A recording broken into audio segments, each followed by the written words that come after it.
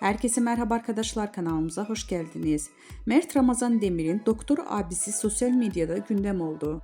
Afra Saraçoğlu ile birlikte bir dargın bir barışık ikili son olarak Mert Ramazan Demir özel hayatı ile adından çokça söz ettiriyor.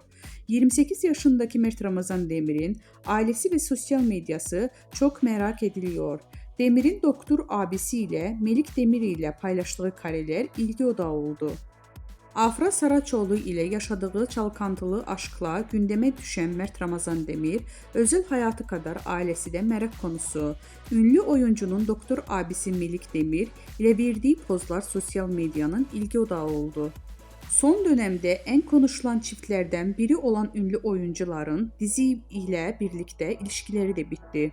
Öte yandan başarılı oyuncu Mert Ramazan Demir'in Melik Demir dışında 3 erkek kardeşi daha bulunuyor.